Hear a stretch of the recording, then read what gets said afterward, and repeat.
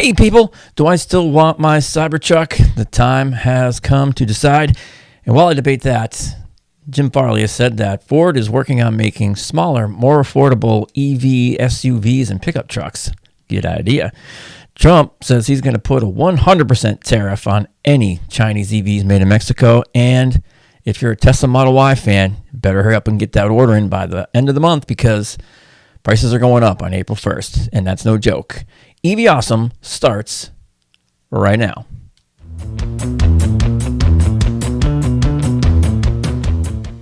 Boom! Happy Tuesday, everybody. I sure hope it's a great day wherever you are. It's a great day here. And you know what else is great? Subscribing to this channel. So you should just right down there, just do it. You know where the button is. You know where it is. Click it. So the day has come, or actually yesterday the day came. I got the email. Your limited edition Foundation Series Cybertruck is ready to order. And now I'm conflicted. Do I still want it? I'm not really sure. On the one hand, that's the Cybertruck, and I think kind of everybody wants one at this point. But on the other hand, do I want to spend $100,000 for a toy? Because basically that's what it would be for me. So I was sort of hemming and hawing about this last night, thinking about it, and I thought, well, I could order it. I could, put it on Turo and maybe make a bunch of money on it. But then I thought, I don't know, how much money am I actually going to make on Turo where I live with the Cybertruck? I was kind of figuring out I'd probably have to rent it like at least 5 or 6 days a week, probably $300 a day just to make a profit on it, which I know seems like a lot, but, taking into account insurance, all that stuff, because that's going to be higher if you're going to be renting it out. So, I don't know. I don't think I really want to do that. I'm not sure I feel comfortable owning a vehicle that expensive and then just letting other people drive it, even though they pay me for it. I thought, well, I could make content with it for the channel, right?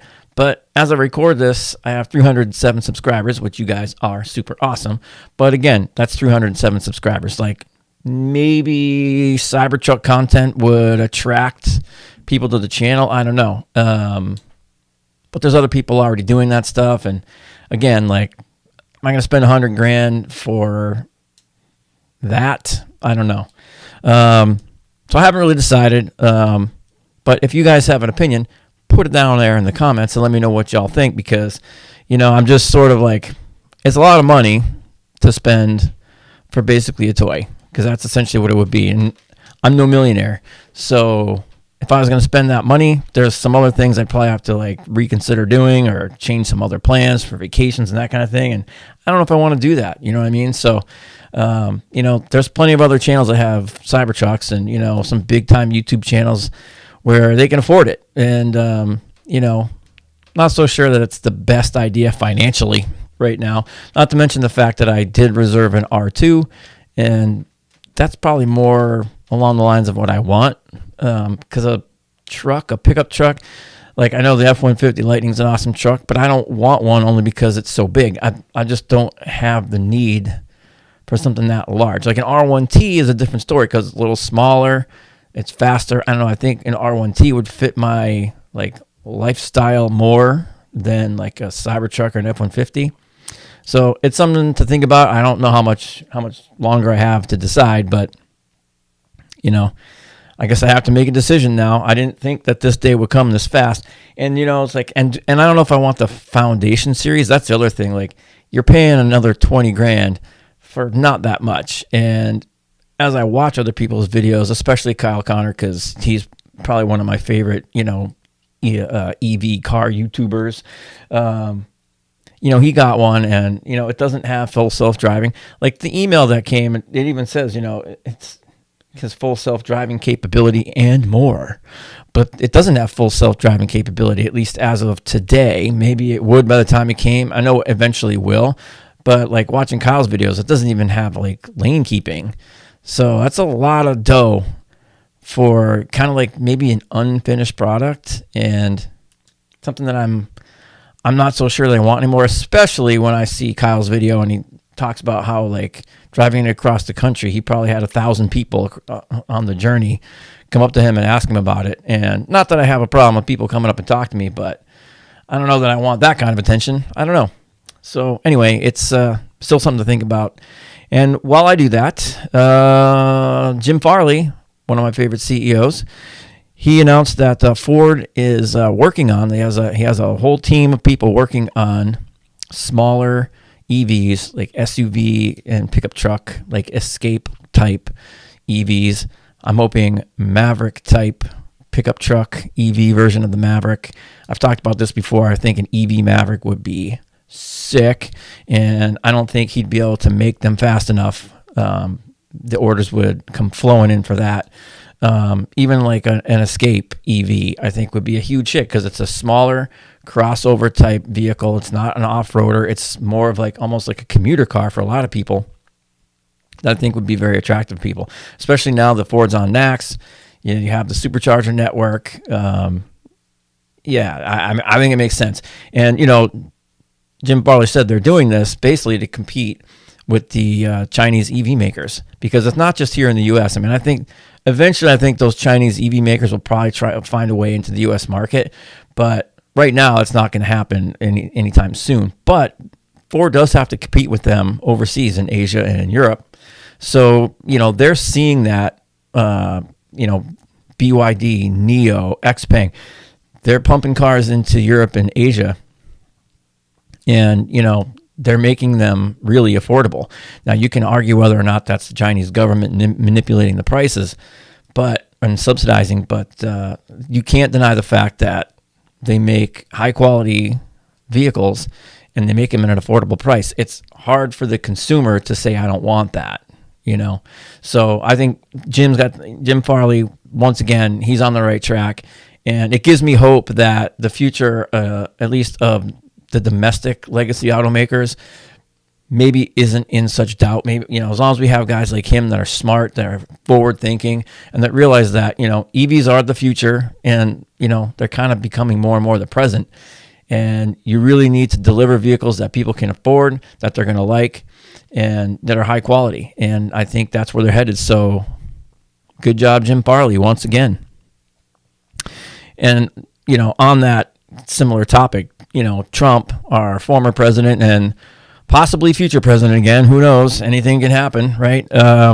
He said that if he was reelected, he would impose a 100% tariff on any Chinese EVs made in Mexico. So basically he's saying, like, these Chinese EV makers are trying to build plants in Mexico so they can sort of find a backdoor into the U.S. market by, just exporting from Mexico. It's not direct from China export into the United States. It's exporting from Mexico into the United States.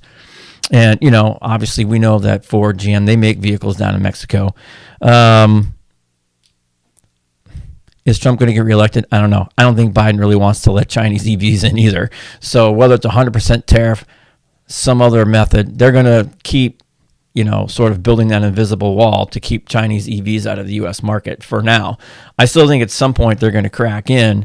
And my only hope, of course, is that by the time that they do, all the legacy car makers, especially, Ford, GM, Stellantis, will have figured out a way to build affordable, high-quality EVs here in the U.S., and so the Chinese won't have such a massive impact. They're not going to wipe out our entire auto industry.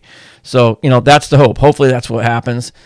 Maybe they'll never get into the U.S. market. I don't know, but I think at some point they probably will, because I just think they're just flooding the market, and they're just pushing and pushing hard. So we'll see. But as of right now, I don't see that anytime like in the very near future. What is in the very near future, though, is a Model Y price increase. Tesla has announced that as of April 1st, they're going to raise prices in the U.S. by $1,000. I think it's like 2,300 euros in Europe, something like that. And they're not doing that because sales are just booming and they can just blow the doors off prices. I think it's more to boost the stock price. And I understand it. I mean, I think Tesla had already said all along that this year was not going to be the just explosive growth that we've seen for the last few years. And that makes sense. That's the situation that we're in, right? I think we've talked about this on this channel plenty of times, that EV sales in 2024 will still be up, just won't be as dramatic. And that going into 2025 and 26, I think you're going to see some real movement in EVs because we're going to see a lot more affordable EVs hitting the market, and it's just going to drive more and more people to it. That combined with the fact that charging infrastructure is getting better and better and better.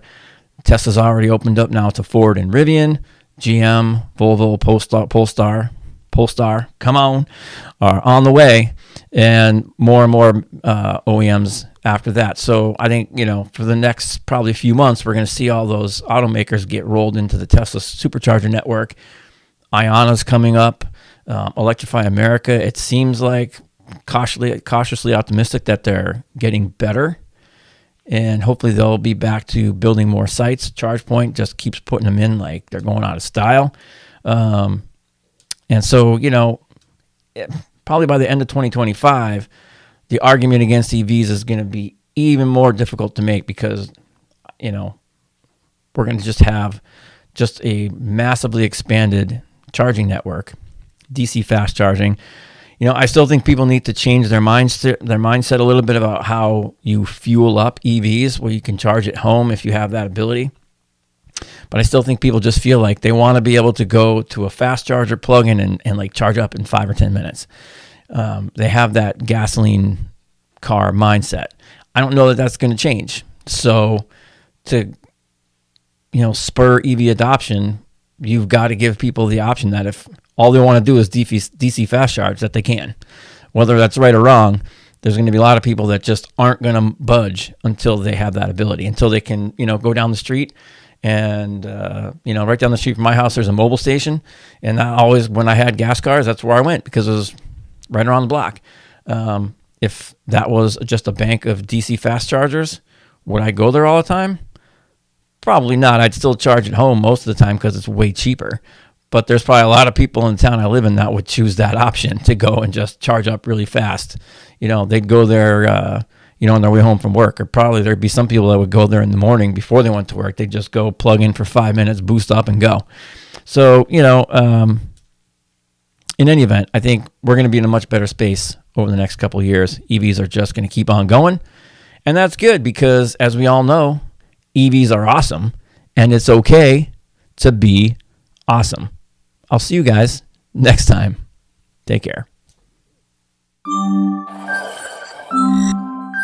Day here, and the day has come. Well, actually, yesterday the day came. Blah.